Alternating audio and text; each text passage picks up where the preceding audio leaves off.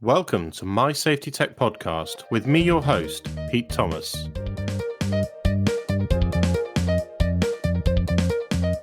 In this interview, I speak to Emily Harbottle, a founder and partner with RiskFlag.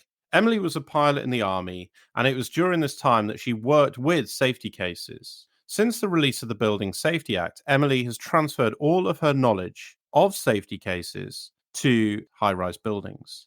Emily and the team at RiskFlag have created a software solution to help build and manage safety case reports. So I spent 16 years in the British Army. I flew helicopters and I was an instructor at the Defence Helicopter Flying School. But my last 2 years, what else did I do? I taught at Sandhurst, so Royal Military Academy Sandhurst. I was an instructor for 2 years. And I also worked for my last 2 years at the Military Aviation Authority, which was the Defence Aviation Regulator. So tri-service regulator for all of defence aviation, all three services. I could go into how that came about, if you've got time. Yeah, absolutely. We've got time. Go ahead. Okay. In 2000 and, I'm going to get the dates wrong, 2006, I think it was, there was a Nimrod accident. So a Nimrod, which is a type of surveillance aircraft, RAF, flying over Afghanistan, suffered there was a fire in one of the bomb bays and they were unable to extinguish the fire, and the aircraft, despite all their best efforts to get the aircraft down to deal with the incident, the crew were unable, very tragically, to resolve it, and the aircraft exploded in midair, killing all 14 service personnel on board. Now, it was a tragedy in many ways, one of which is because it was essentially an avoidable accident. The aircraft, there were known faults with the aircraft. There were decisions that had been made years and years and years before that then had an impact, a safety impact in that scenario, in which they were not able to extinguish the fire in the bomb bay, essentially. The government, they initiated a review. So Sir Charles, can't say it, Haddon Cave, conducted what is known as the Nimrod Review, very similar to Judith Hackett's review into Grenfell. And he recommended lots of recommendations, but two of the key recommendations were, one, that an independent regulator should be established and that a new safety case regime be implemented. So in 2009, the Military Aviation Authority was stood up as a result directly from Sir Charles Haddon Cave's review of how safety was managed in defence aviation, which he wasn't very complimentary about. It is very much a parallel journey that the building industry is going on. And as I said previously, I think tragically it was 72 people at Grenfell that lost their lives to precipitate a similar change in approach. I mean, it's not that the defence aviation didn't do things safely. That would be very unfair. It was the processes by which they managed and understood safety is what he was really getting at. And in fact, he said that there should be a risk case, not a safety case, which I thought was quite interesting, because he's saying if you argue for the safety of something, a system, or in this case, an aircraft or a building, you are almost biased towards saying it's safe from the outset rather than justifying why the risks are acceptable. But they went with safety case. I mean, it's the same principle. But yeah, it did change very much how defence looks at safety and how, especially from the perspective of accountability. So they put in a duty holder regime, and there are 3 layers of duty holder. So there's your senior duty holder, your operating duty holder, and your delivery duty holder. From the most senior down to the lower levels. And depending on the level of risk, that dictates also the level of risk dictates who holds the risk. So at which level the duty holder is required to say, this is an acceptable risk to me. Or in fact, the words they use are that the risk is as low as reasonably practicable and tolerable. So and that's not something I've seen in the building legislation, is this concept of a LARP and tolerable, because then whilst they're saying the PAP has to declare that all reasonable steps have been taken, they're not saying, I mean, I think it's sort of implicit, but they're not explicitly demanding that the principal accountable person say everything has been done to mitigate the risks within this building, and those risks, I personally am willing to tolerate those risks, which is what the construct in defence is. And I don't know if you have a view on that, on the fact that it doesn't talk about acceptability or tolerability in the regulation. Yeah, I think the only thing that would be comparable is the Fire Safety England regulations, where it talks about best endeavours to undertake flat entrance door checks. And again, it's this almost entirely new terminology, best endeavours, and there's been a lot of debate as to what would quantify best endeavours. What would that be? What would that look like? And I know there's certainly a lot of legal professionals working in the industry that have produced some guidance around this term. But yeah, you are right. I mean, health and safety, one of the sort of fundamental principles of health and safety is under this term as low as reasonably practicable. The only piece of legislation that I can think of where this term doesn't apply is pure, the provision and use of work equipment regs. And that's just practicable. This reasonable is taken out of it. It's just if it's practicable to do it, then you must do it. Almost sort of suggesting that, well, this is too serious now. We're talking about machinery. The severity is almost undoubtedly, when you're dealing with machinery, likely to be very high. And I wonder if that's similar to sort of buildings, where they're sort of saying, well, look, we've determined now the severity is very high, therefore we're going to take out this reasonableness. It's just, have you done it, yes or no? And I don't know, how does that sound? It sort of feels like we're moving towards that direction in the industry. I think so. And I think also the fact that a principal accountable person has to put their name to a safety case and say all reasonable steps have been taken, and that may one day, you never know, be questioned potentially in a court of law, I suppose. The follow-on question I think has to then inevitably be, okay, you took all reasonable steps, but you still thought it was okay. Why? If the risk was very serious, which is why I expect we're seeing in the likes of Bristol and Woking, I think it was, wasn't it? Buildings being decanted, because clearly all reasonable steps have been taken, and actually the people in charge are not willing to tolerate it. So they're saying, well, you can't actually live there. It is implicit, I would say. It's just a question of whether it needs to be made explicit, and I don't really know that. I think this sort of brings on to one of the other challenges, and I promise we will get onto the digital bit soon. Okay. That really interests me. But one of the other challenges of this is this principal accountable person and accountable person. I know when the Hackett review was produced, there was this drive for the principal accountable person to be a named individual. Yeah. Which would, I guess, be similar to what came out of the Nimrod review. It would be a named individual, not a corporate entity. It is, and it's signed by somebody. A person has to sign a letter. Absolutely. But where we are now, it's now a corporate entity. And in some cases, it's almost like a special purpose vehicle corporate entity, where it's a company without any employees as such. Yeah. And that starts to get very grey, I would say. And I don't know, is that effective? Because if the regulation says that, if I think it describes it as court legal proceedings, or I'm not sure the actual term, criminal charges could be pressed against somebody. Can you press criminal charges against a corporate body? I'm not sure I think ultimately it's still going to be the decision maker at the top.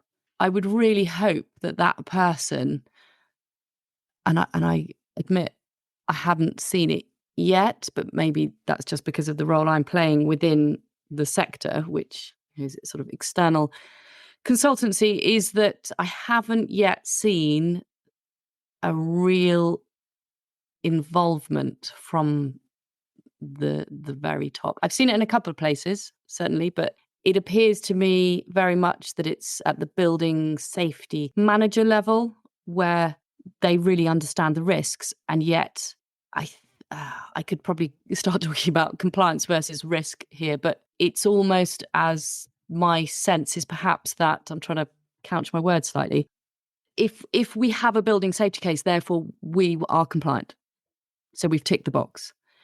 And not really understanding that the building safety case is a mechanism for that accountable person to fully understand what the risks are and then make a statement as to whether they believe all reasonable steps have been taken to manage those risks. Yeah, absolutely. Was that unfair? No.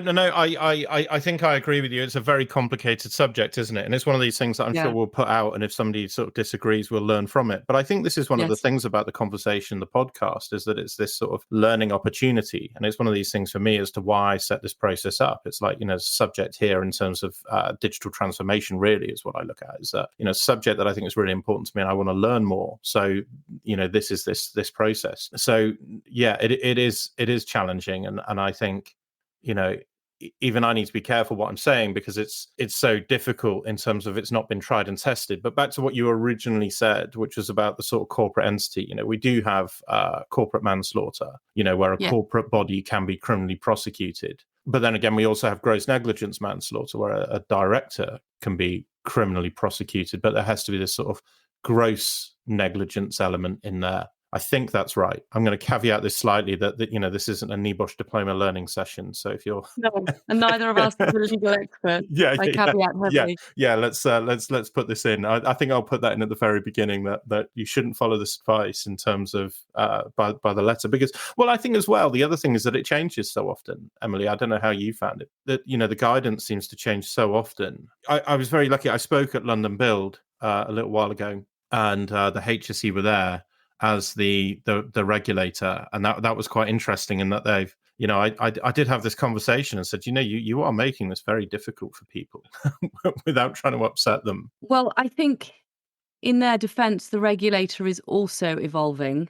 I think people may have this image of I'm trying to think of the film where there's a group of sort of masterminds sitting around this large round table in space, and they've got their long like they're dictating what happens to the people below and creating, and then they are this sort of all seeing, all being body. Whereas the reality is, I don't know where they operate from, but it's probably a lot of people working from home, working from a dingy office somewhere because it's underfunded, and they are doing their absolute best to deliver something that's useful within the timelines that the government has set for this groundbreaking change to the way the whole building industry is regulated. On the other hand, I agree there is perhaps some ambiguity in what's being pushed out. Lots of change all at the same time can be overwhelming. I'm seeing lots of things come out about fire safety regulations as well as all sort of encompassed within this whole building safety regulatory change of the landscape. And there's so much to take on board, and it's so new to the industry that I'm seeing a lot of confusion of what is actually required. Yeah, I agree with you. And I was very polite to the chap that I spoke to, by the way. And good. It's not that I'm, good. Glad to hear. I want to give you a piece of my mind. No, it wasn't like that. It was just that one of the things that he opened with was saying that they are looking to launch safety case training in the early part of next year. So they're looking to launch training on safety cases, how to, put one together, a safety case report, what you need to do. And they're launching this training in January or February. And I sat and thought, well, that's pretty late, given that originally we should have had this in place from October this year. And now we've potentially got a deadline of April next year to deliver the training in February, yet hold companies to account. And really, the training hasn't been delivered. It's not that I just got the feeling that the training hasn't been delivered until later because they're not actually quite sure what it should look like. So that was where I sort of I don't know. That's where my feelings sort of lie on it, is that they're not sure what it should look like. But if you don't know what it should look like necessarily, then perhaps we shouldn't put it out quite so early. I don't know. That's my personal view, though. I've tiptoed around it. Have I tiptoed, or is that too much? I think we've tiptoed, and I would add to that I have some concerns as well, because so coming from the industry that we've come from, we've done a lot of work on safety cases and have an understanding of what we would expect a safety case to look like. And to bring that into a very heavily compliance-based sector is not an easy thing to do. And so we are seeing people trying to interpret what a safety case means. Yes. And there's a lot of compliance. Well, I must have this survey, and I must have this one, and I must have this. and therefore I'll be safe. BIM, for instance, well, I've had a BIM model made, so that's my safety case. Like, well, no, it's not. It's a 3D model of your building, but doesn't make it any safer. It just tells you where things are. You Yes. still have to build the case around it. It might be a great. I mean, clearly they are very, very useful and have their place, but it's not a safety case. And it's the same for a bow tie. Now, we use bow tie as part of our evidence, as part of the hazard ID process, but it in and of itself is not a safety case.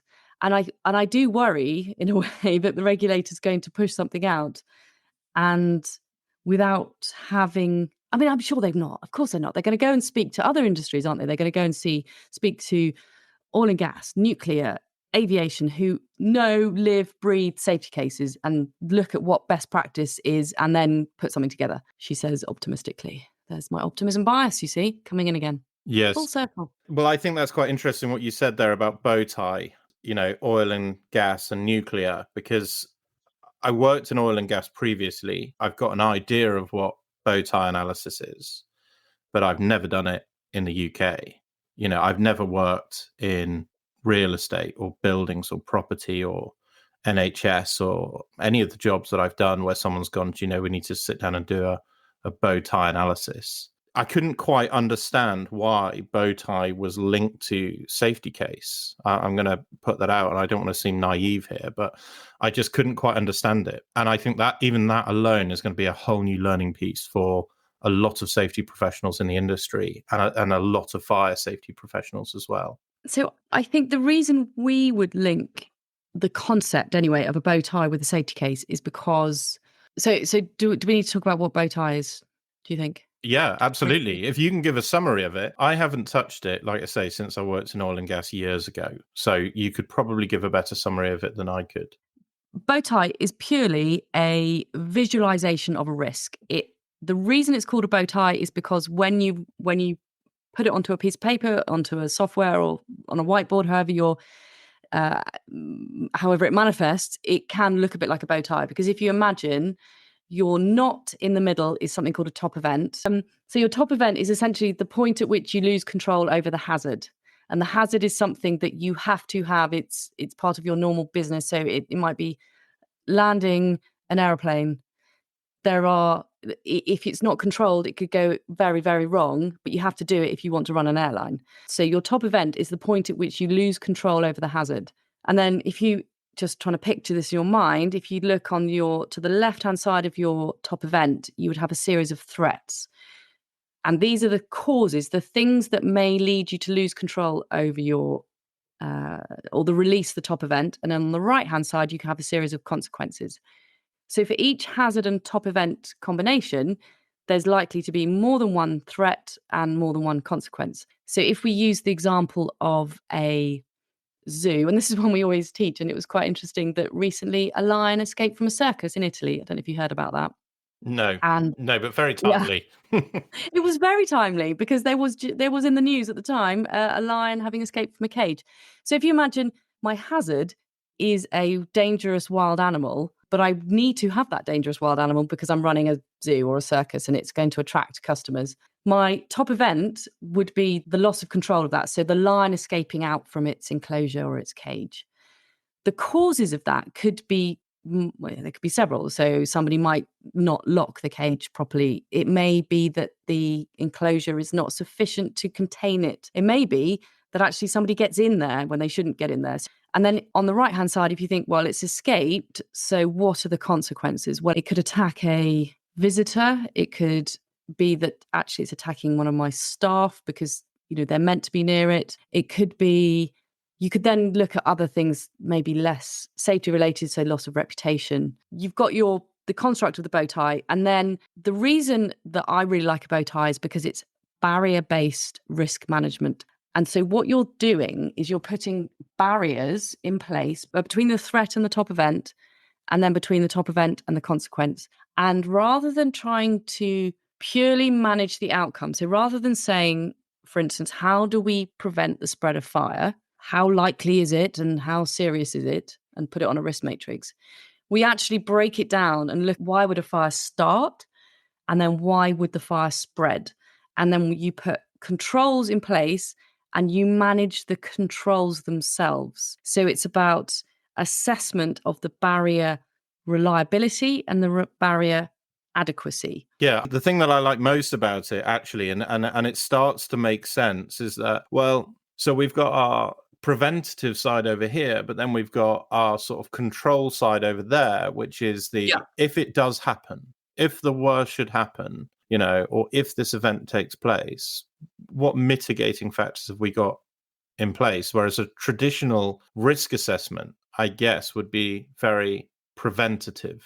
Yes, and also a traditional risk assessment when it's presented. Have you ever looked at an Excel spreadsheet that describes the risk, describes the barriers or the controls or mitigations, whatever you want to call them, in place, then gives you a red, amber, green, and then it's like, oh, post mitigation or post, we're going to do something else. We'll put some more controls in place, and actually the residual risk is red, amber, green, and it's really interesting when you present a risk register table to somebody. You can see their eyes glazing over and they're trying to concentrate. And there's a whole list of controls that might be a process, it might be a policy, but really, are they genuinely adequate? Are they going to deal with the scenario that you're talking about in the way that you'd hope they would? If that risk is then presented visually in a bow tie, it's really quite remarkable how people interact with it, because they can see the potential accident pathway, they can see the controls that are in place, and then you can ask questions about it. Why is that red? Why do you not think that's adequate? Or, okay, look at that barrier. And it's amazing the number of times you go into a workshop and people go, yeah, but we don't actually do that. We haven't got that in place. And other people in the room are like, really? Oh, but I thought we did that. We did it on that building, but we don't do it on this building. That sort of thing. So as much as the output of, which is the bow ties, the process to get there is also really valuable, because you're getting all the people in a room to carry out that risk assessment. I mean, I find them just game changing in that respect, really. I absolutely agree. I honestly, you've completely convinced me, genuinely. Oh, really? Because I think about all the risk assessments that I've seen, and some of them are, yeah, I don't want to sound negative about it, but some can go into sort of quite trivial levels of detail, and they sort of sometimes miss the big picture.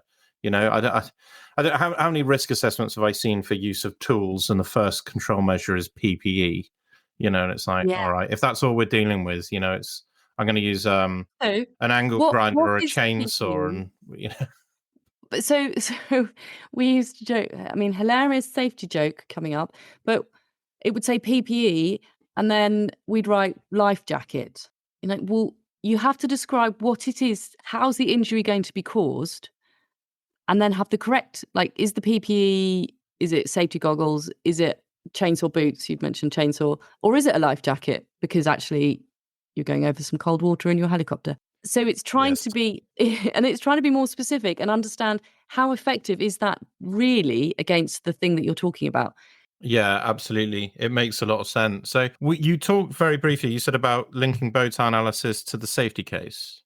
So what we find is we do a lot in defense aviation. They use bow tie sort of across the whole of defense aviation domain. Is bow tie is the methodology of choice for managing risks. They also have safety cases. So the two things are separate, but clearly shake hands at some point. And when there is a tech or sort of a bit of a skill to a bow tie, in that a barrier should be able to stop the threat on its own, completely independently. It should be effective at preventing the threat from either eliminating the threat, so you might remove gas completely, let's say if we're talking about gas, or you might be able to prevent the gas causing a fire in the building. What we see a lot of is barriers that say something like training. In my case, aircrew training. And actually, aircrew is, or there's a policy. Well, a policy or an audit or some activity that you do is not going to stop the building from falling down by itself, but it will contribute to the quality of a barrier that will. So if your barrier was an individual, so you think of detect, decide, act. So an individual detects there's a problem, they decide what to do, and then they act. If that person is trained and competent to do those three things, they are evidently going to do that better than if they're not. So in your safety case, you may argue that your people are competent and trained to a certain standard. That part of your safety case, in our digital tool, we can physically, well, I say physically, as in you can connect two bits of the software together. So you can say, well, this barrier over here, where we require people to be competent, connects to this part of the safety case over here, where we're arguing with the evidence that they are indeed competent. So do you see how the two might overlap? Yes. Yeah. So if you, for instance, you had physical barriers, so fire doors, the fire door is rated to the right amount of time. It's a 60 minutes, a 30-minute fire door. So the fire door is going to stop that fire spreading out of the compartment of origin for the time amount of, let's say, 60 minutes. Yeah, that makes sense. Now, the safety case is going to argue the fact that those fire doors are checked. So we know it's a 60-minute fire door. The safety case is going to argue that the self-closers work, that it's fitted correctly, there's not big gaps around the fire door, that an occupant hasn't, actually replaced it with their own beautiful plastic front door, because you have mechanisms in place. But on your bow tie, the thing that is going to stop let's say if your top event was a fire in a single compartment, and then your consequence was spread of fire laterally across multiple compartments, the barrier is the door. Yes. And then all of the management aspects that go with that form your safety case. Very well explained. Yeah, that makes perfect sense to me. So our top event is fire. And well, it would probably, you have to just define the fire. So I would tend to say, because fireware sort of bounds okay, that. yeah. So like a fire in a single compartment, which is it's not a desired event, clearly, but it is also something that happens in high-rise buildings and is usually managed. Yes, okay. So you'd expect that to happen on occasion, wouldn't you? Yes, yeah, that makes sense. So fire in an individual apartment, and then we have our on the left-hand side, so that would be our top line event. And then on the left-hand side, we've got all of the preventative measures that are in place. Say, for example, one could be pat testing of electronic appliances within the apartment. And on the right-hand side, we've got, if the fire happens, what would prevent that fire from spreading? So we've got, say, fire door, or, you could say smoke detection. And then all of these controls that we list in the bow tie, we need to pull those out, put them in a safety case, and then effectively prove that they work. Absolutely. Emily, you just made it very, very simple. I mean, it's so how does RiskFlag help with that then? Let's get on to the, your software system, your product, and the digital solution here. We started writing safety cases quite a few years ago in defense aviation, and we would write them using Excel, in Word, and issue a report. The whole of the sector was the requirement was actually not to have a report, it was to have a safety case and a safety case regime. And this is again where it sort of comes back to the guidance from the regulator being very clear on what they mean, because a report is purely a download from the safety case itself, a snapshot at that moment in time. And we were discovering that it's very hard to keep your safety case up to date, to keep it live and as an effective risk management tool, which is what it should be. It shouldn't just be, I would say, a regulatory burden, a box ticking exercise. It can be, if done properly, it can actually be a really valuable risk management tool. But to do that just using an Excel sheet, we were starting to find really tricky. And so we ourselves developed this system that we were then using, and it became apparent that it was pretty good. It was really useful, because you're essentially breaking each of the elements down. So we use a claim, argument, evidence structure. And so for each of you'd have a top level claim. So in this case, that might be that the building safety risks within Pete's tower are managed, or all reasonable steps have been taken to reduce the building safety risks in Pete's building. Let's say that's your claim. So you're kind of articulating your end state, your desired goal.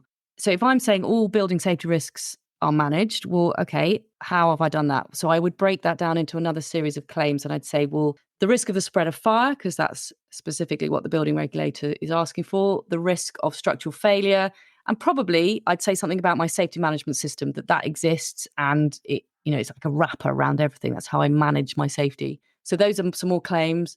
And then each one of those I'd break down. So if we focused on fire, for instance, you'd say, well, okay, so if I'm saying that the risk of spread of fire has been mitigated, how have I done that? Well, and then this is where you go back to your bow tie and you look at it and you look at each of your threats or your causes and say, well, how's a fire even going to start? So you might say, well, the electric fire from electrics, we've dealt with that. Fire from gas, fire from external influences, whatever those things are, as your claims. But then you have to, it sort of goes down these layers and layers, and you can see why this then becomes very difficult if you're doing it just in a sort of a static Word document, because then for each of those elements you have an argument. So if we were talking about spread of fire around the envelope of the building, you might say my claim is that the envelope of, calling it the envelope of the building, is that, I don't know, you have to excuse my terminology, not being a building safety person, but that's fine. I know what you mean. So you might say, well, why? And then you start saying because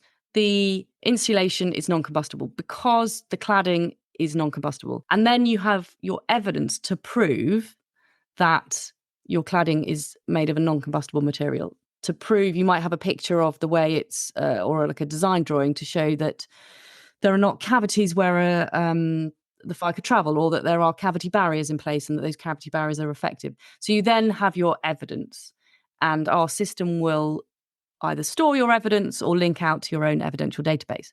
And each of those subclaims can be connected within the system to your bow tie. So you can see which barriers are affected by each of your subclaims. Now, one thing that the regulator is saying, which I applaud them for, is that whilst the regulations in force on the 1st of April, they understand that not everything will have been done or fixed by the 1st of April, but that it is incumbent upon the organisation to at least understand the risks. And so what we've done is we've said you could score the safety case, each of your subclaims, to say, well, where am I now? Do I have sufficient evidence to back up the arguments that I'm making? And actually, are those arguments good enough to support the claim that I'm making? So it is a subjective assessment and requires a little bit of thought. Now, it might be that actually I either don't have the right evidence, or at the moment, something's a bit sketchy going on here. So we have created a workflow space where tasks can be allocated, like a project managed for, I don't know, if you're remediating some cladding, for instance. So you can explain to the regulator, we understand that there's a gap here. This is what we're doing about it. This is when we're doing it. And this is how we're managing. The most important thing I'd say is this is how we're managing the risks in the interim. And then you say, we're going to be green by, I don't know, June 2024. So that at least you're articulating to the regulator that you have a plan in place. You've understood the risk, that it's safe to carry on as you are for now, but that things will improve. And then from that, you can export a report, which means you can export it at any time, and anything that you are changing is changed in one place. So version control is no longer an issue. Everybody can collaborate on the safety case. You can audit who's looked at it. You can see what changes they've made. And so it's a system, essentially. And then you export your report when it's asked for. Yeah, that makes, honestly, that makes perfect sense. And I think there is so much confusion around safety cases, from what I've seen in the industry and from conversations that I've had with other professionals. I'm not entirely sure that the regulators helped. I'm going to be honest. I want to be careful what I say, because I don't want to make the most controversial podcast in, safety history. But I don't think the regulators help with this confusion. But the way that you've explained it just makes it so much simpler, because I think what a lot of people are doing is they're going, well, I need a safety case report, and they're paying consultants in the industry an awful lot of money to come out and produce a safety case report. Well, that safety case report is only live on that day, really, just a snapshot in time. So how are we going to, maintain the system? How are we going to effectively evidence the safety case, not the report itself? Does that make sense? I would absolutely agree. I mean, two things that just came out of what you just said. One is, I was talking to somebody recently who they have a building that has some cladding that they're in the process of remediating. So this is the fire strategy, or the evacuation strategy, is stay put. However, whilst they're remediating and whilst they understand the risks, the elevated risk associated with the cladding, they have implemented a waking watch and a building-wide alarm system, and the strategy is simultaneous evacuation. Wow. When that building has been remediated, it will go back to a stay put strategy. So they were talking about, well, if we have a report written today, it's going to evidence all the claims that relate to a simultaneous evacuation strategy. Now, they're hoping that will be done in, I don't know, between 6 months and a year's time.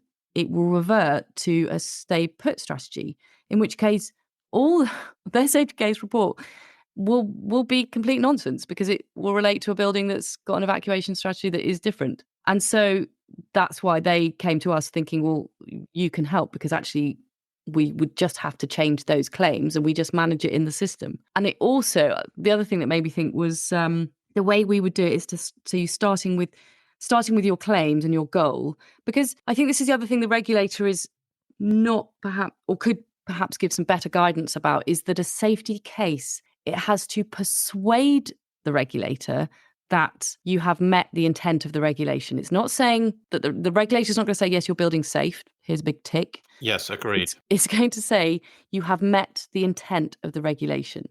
And people are asking for a template. They're never going to give a template, because there's so many variations on what it could look like, because it depends on how you argue your case, a bit like a case in a law court. And so your evidence, you can be a little bit creative, I think, with the evidence, as long as it is persuasive. And what concerns me is that because the guidance is not perhaps as clear as it might be, that there are people who are capitalizing on that. So I was talking to an organization the other day that has brand new builds. And this organization designed, built, manages, they haven't touched another organization. And yet the consultants who've been brought into their safety cases are telling them, now you might disagree with me here, but they're telling them they need a forensic intrusive survey on every single building. And I said, well, why? And they said, well, that's because the consultant's telling them that's what the regulator will ask for. Wow. Yeah, and I'm seeing this an awful lot, and I am trying not to be too controversial with the podcast, but there's an awful lot of golden thread systems out there, software systems for golden thread, and we're not actually entirely sure how that's going to look yet. Not entirely. I don't know. It's, let's put it this way, it's making a lot of people a lot of money. And I understand what Dame Judith Hackett is talking about, or demanding, in terms of the golden thread, because the same thing happened with the Nimrod. They trawl back through all the paperwork to say, well, who made that decision? When was it decided to not fit a collision warning system? When was it decided to not fit fire suppressant into the bomb bays, for instance? Yes. And there's no record of those decisions. But I would also argue that the golden thread is about who interacted with your safety case. It's not simply a list of reports. It's who wrote it, who reviewed it. And the great thing about our system is that you can see who's been involved. So if I was a principal accountable person, I would be digging into that safety case. I mean, I'm obviously being very naive, because I imagine these are very busy people, but I'd want to be looking at it. And so if you can say, I was aware of this, that our principal accountable person's all over it, they're involved in the decision making, that is also, I would argue, part of the golden thread. It's not just about a compliance, like a data storage solution for pieces of information. Yes. No, I mean, I think I think the principal accountable persons, well, let's say exec directors. I think the exec directors of a lot of the companies that I've interacted with are incredibly interested in this. They're incredibly interested, incredibly concerned, and they, in all cases, genuinely, they all want to get it right. I think where the confusion comes is, what does get it right look like? And at the moment, I think you have absolutely hit the nail on the head. A lot of people are just saying, well, I buy a report, like an FRA. I buy a report. Consultant comes in, I pay them money, and they produce a safety case report, and then I give that to the regulator 18 months down the road. And I think where the digital side for me comes in is that when we look at the safety case, there's an awful lot of data and information that we have to manage now. And that data has to have credibility. If someone digs into it, it has to have credibility in a basic sense, like almost like version control, some competence over who's produced it. I don't think Excel spreadsheets are going to cut it anymore. And I think this is where focus needs to be. Not necessarily on just producing a report, it's actually getting the safety case right in the first place. And I think this is where RiskFlag helps, because it really helps to identify, where those claims are and where those arguments are. And that's what we're seeing with organizations that are using it, is that their thinking has really evolved. I was talking to somebody earlier today, in fact, and it was just a pleasure to speak to him, because he was saying, Emily, it's not just about compliance. It's not about whether I've ticked a box. It's about whether the way it's set up in this particular building is going to contribute to the spread of fire. And I was like, yes, good, well done. So it was great to hear. And what happens if you provide people with that system to interact with, that's structured in such a way that it is almost prompting them to ask those questions and to challenge in that way, that the thinking and the culture itself will evolve. It's a big ask to say to people, you've got to think in a completely different way. So up to this point, it's my understanding is it's been compliance based. So I've been listening to the Grenfell Tower Inquiry podcast, which is harrowing, and I have shouted at it on many times, because I think, why did you just not ask, but is it safe? There was not the concept in a lot of the organizations, I think, that were involved. There was and I can see, absolutely, I'm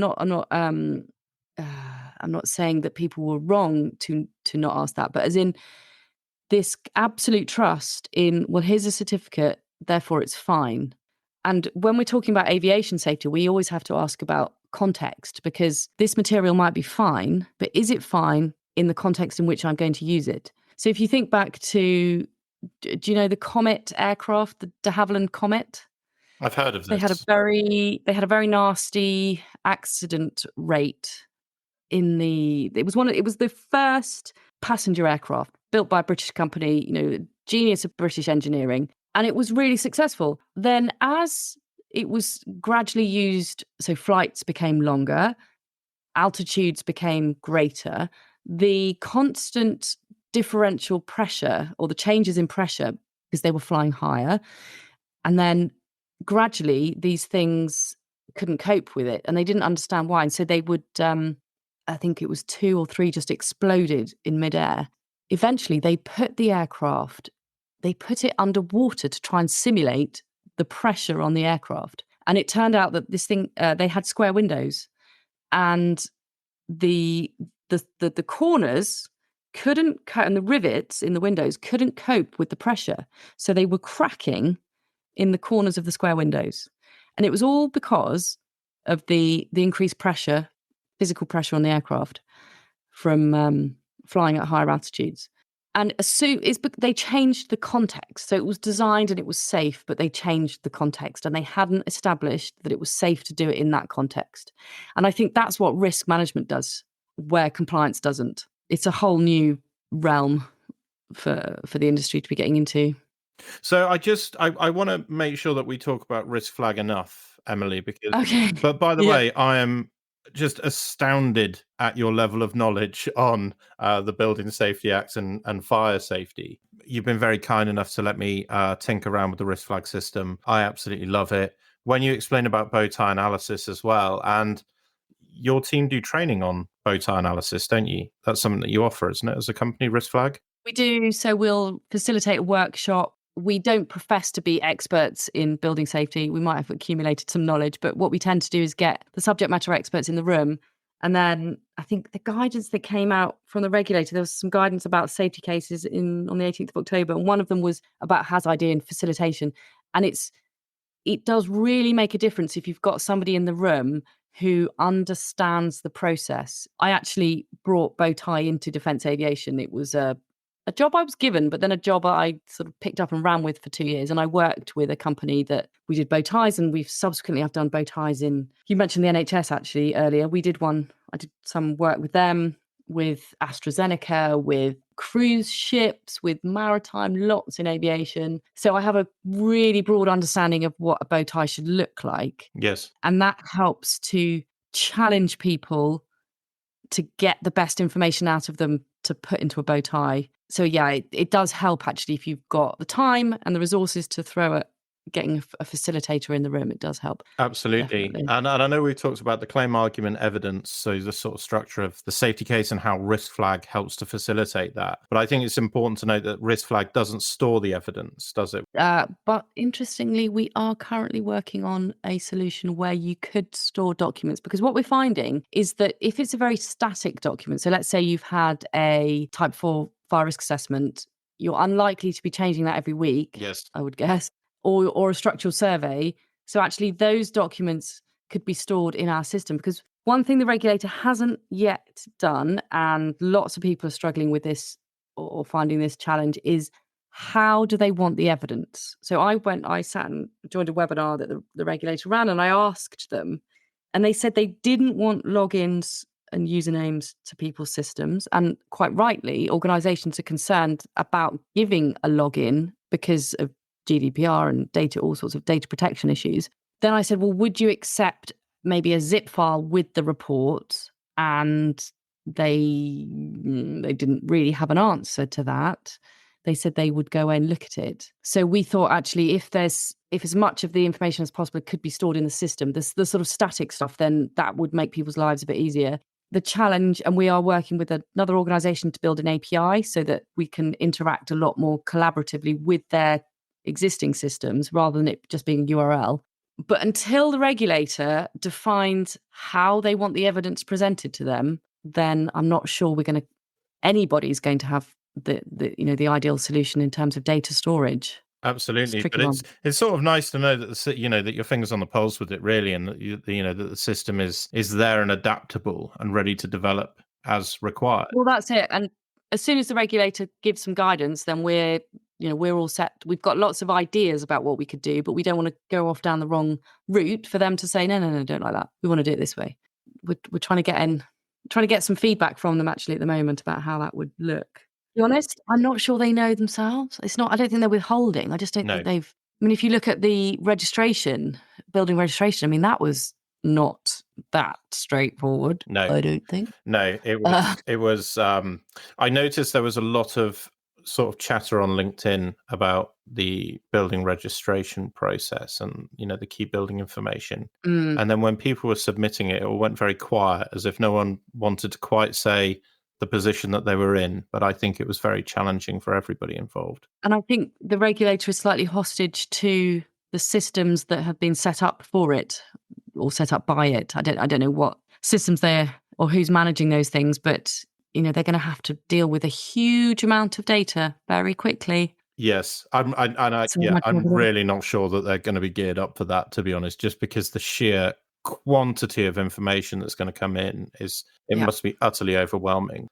Basically, the language that they used just wasn't very clear, and it caused a lot of ambiguity. And then, of course, if you have ambiguity around things, just like if you were to put out a survey and not be clear on the questions, the data, isn't going to tell you that much. So I think the thing that I wanted to talk about, because this is the thing that I really liked about RiskFlag, and I think I mentioned it to you when we spoke, but I can obviously see the benefit of the way it's set up for the claim argument evidence. That makes perfect sense. But the bit for me was the bit that we keep speaking about of the individuals selling safety cases, this process that, well, I need a safety case report producing.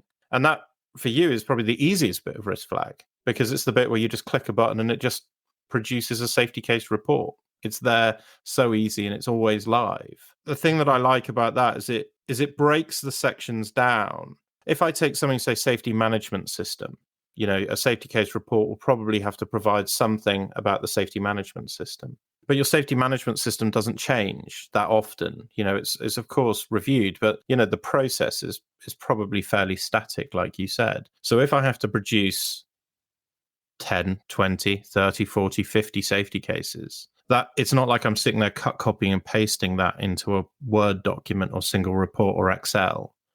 Does that make sense?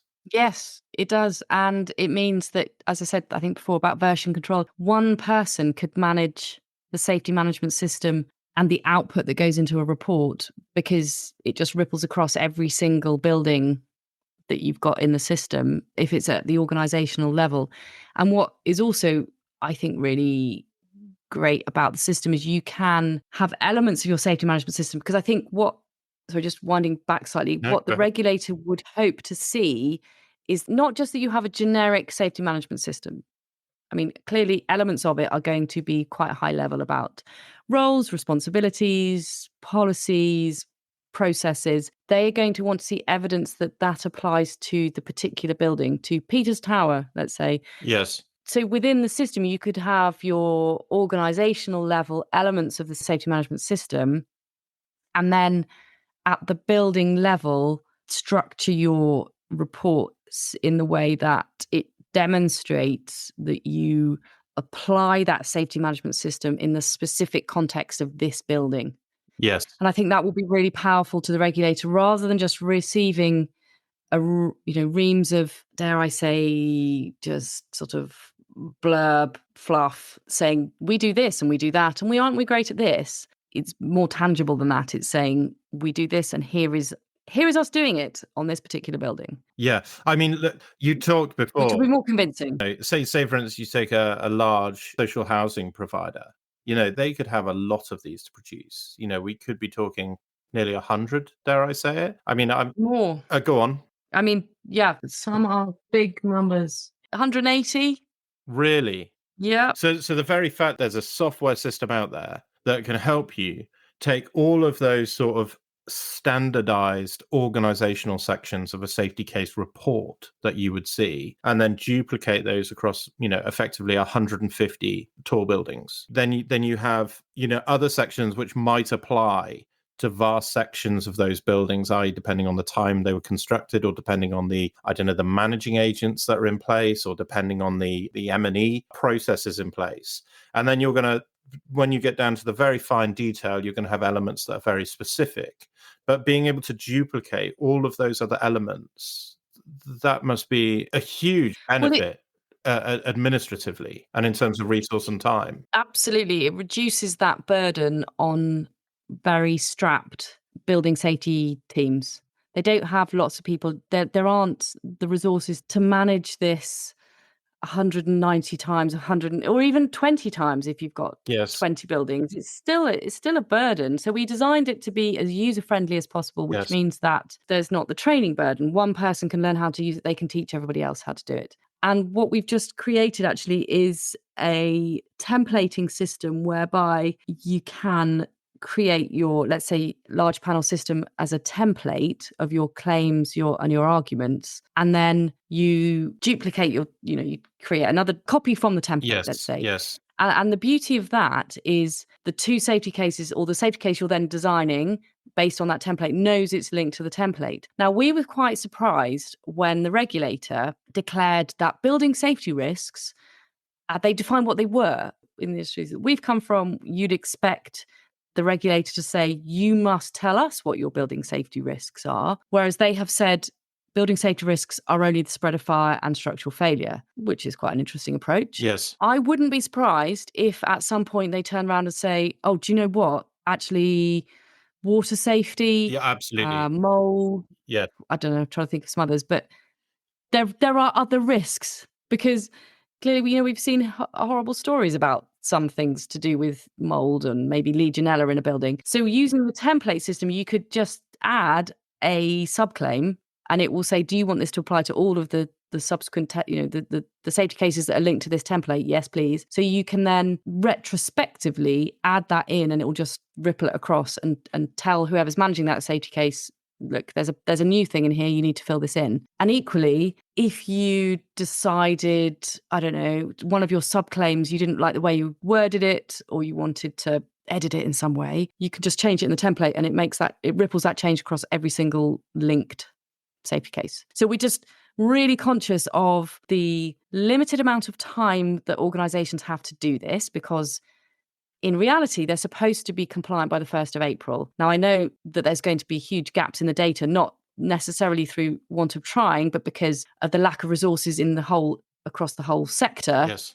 I mean, I just don't think there are enough surveyors. There aren't enough fire risk assessors to actually cope with the burden of work. But at least if you've got something in place that you could demonstrate to the regulator, look, this is how far we've got. We've at least identified the gaps. So we're working very hard to create something that is as efficient, user-friendly, time-saving, and it potentially means you're not going to have to hire that extra person, and then all the things that go with managing an individual, not least the cost. Yeah, so that's kind of what we're aiming at, really. It's whether you've got 3 buildings, actually people are finding really powerful the fact that the whole team can interact and collaborate, and they can see who's done what when, and the PAP can dive into it. It's as equally useful to them as it is to somebody with 150 buildings, is what we're finding.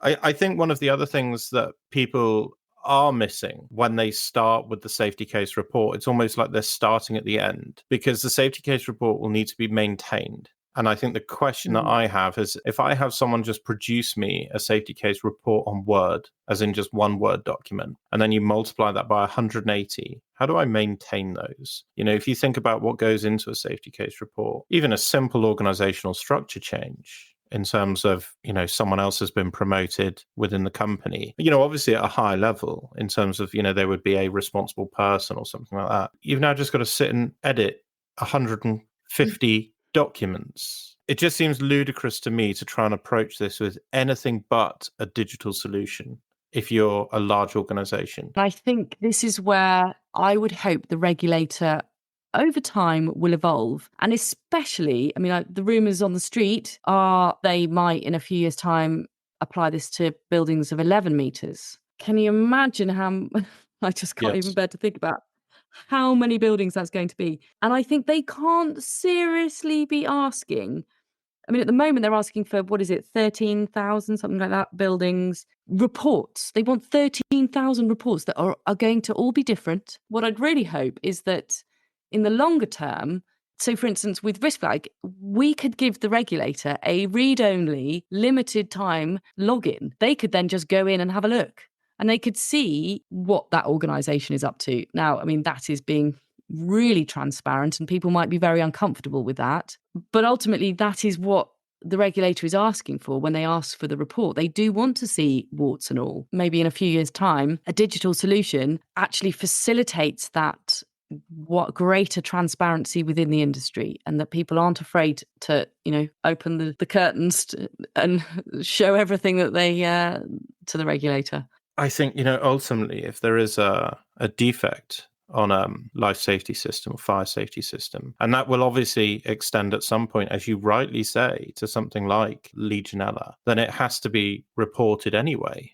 So if there's a defect on a building in London, on a fire safety system, it's out for more than 24 hours, or it has to be reported to LFB. So there really should be no place to hide. And just circling back to what you said about Legionella or other building safety, I wholeheartedly agree. And I keep saying this is why it's called the Building Safety Act and not, another piece of fire safety legislation, because the act can be amended at any point by the Secretary of State to include anything. So what if we were to have, a Legionella outbreak as such, which we do get, then I wouldn't be surprised to see, a pen come out and it change and it say, okay, well, for any buildings with cooling towers, we want you to put that in the safety case now. Yeah. What are the risks? What are the risks of getting this wrong? Well, if I get it wrong, I'm not going to have met the intent of the regulation. There could be some kind of enforcement action on me. Yes. If I get it wrong and I get it wrong across 150 safety cases, oh my goodness, what is the administrative burden of trying to rectify that? Yes. It's unlikely. So we've tried to de-risk it as much as possible, because ultimately we're providing a platform to make life easier. We're not telling you what has to go into your safety case, but we're structuring it in such a way. And we've had feedback from the regulator saying, we really like this, caveat, we don't endorse a commercial product, but this is really good, because they like the format. They like the logical, structured format. It holds their hand through the assessment. So if you think of the building assessment certificate, the assessor, if they've got to read, 100 pages of prose and then at the end determine whether they think all reasonable steps have been taken. That's not an easy prospect, and that's going to be an expensive prospect for the person who's submitting the report at £144 an hour. It's about weighing up those risks and deciding, well, can I deal with another software platform, which is actually cloud-based and really easy to use, against all my building safety team leaving because they're so bored of trying to manage 100 safety cases in a Word report, which is impossible. I'm becoming very frustrated. And then submitting it to the regulator who says, try again. Emily, honestly, it's been such a pleasure to speak to you. I genuinely... Thank you for inviting me. Yeah, I really appreciate you coming onto the podcast and giving up your time this afternoon. Where's the easiest place for someone to find you if someone's listening to this and they think, I need RiskFlag? They can go onto LinkedIn. You can email me, info@riskflag.com. You can go onto our website, riskflag.com, and we'd be only too happy to talk to you. Cheers, mate. Thank you. Thanks, Emily. Thanks very much. Bye-bye. Bye. One of the things I really took away from that interview, I was expecting to get a lot of information about RiskFlag and about building safety cases. What I hadn't anticipated was how much I would learn about the Building Safety Act, about fire safety, and all of the other fire safety changes that have come in. It is clear that Emily absolutely lives and breathes this subject, and her knowledge was, to be honest, some of the best I've heard on this topic. I think I have to say I look at safety case reports in a completely different way to most. And I recognize that most organizations that are having to produce a safety case report are probably having to produce more than one. And as Emily said, there are some organizations out there with 180 HRBs. And this is just an absolutely monumental challenge. And yet, Emily and RiskFlag, really the only people that I've seen that are approaching this from a project point of view. So, the way I look at the safety case reports is, if we look at car manufacturing prior to Henry Ford, we were producing each car individually. And I think that's how a lot of organizations are approaching the safety case report. But with RiskFlag, we do take the Model T Ford approach, where it's break the process down into each individual component in order to improve the efficiency of the overall project. So with RiskFlag, I can really see the benefits in having a truly scalable system. And the other thing with RiskFlag that I was impressed at is that it's a live document. So if you had an organization that had 180 building safety case reports, and I think I said in the episode, even a small change, such as a change within the structure of the organization, if that's documented in your safety management system of the report, you're going to have to change that. And if all you've got is a Word document multiplied by 180 times, someone's going to have to sit there and change 180 Word documents. And then, I've seen the complexity of some of these reports and how much information goes in them. There could be change after change after change to make just to keep them, anywhere near up to date. And I think that's the challenge for me, is that organizations are going to have all of these safety case reports in place for April 2024, ready to go. But really, the regulator has got, the next 4 years, 5 years to request them. This could be a moving goalpost. So what you pay an awful lot of money to have produced today, it may be completely irrelevant in a couple of months' time, even more so in a year, 2 years, 4 years' time when it's finally requested. And so I think with a system like RiskFlag, you really do have a system that can allow you to not only build a safety case report, but actually just keep it up to date. And you know that when you need it, it's there, it's accessible, and it just seems much more efficient. If you enjoyed this episode, then please like and subscribe. It really does make a difference to the show. Thank you so much, and see you in the next episode.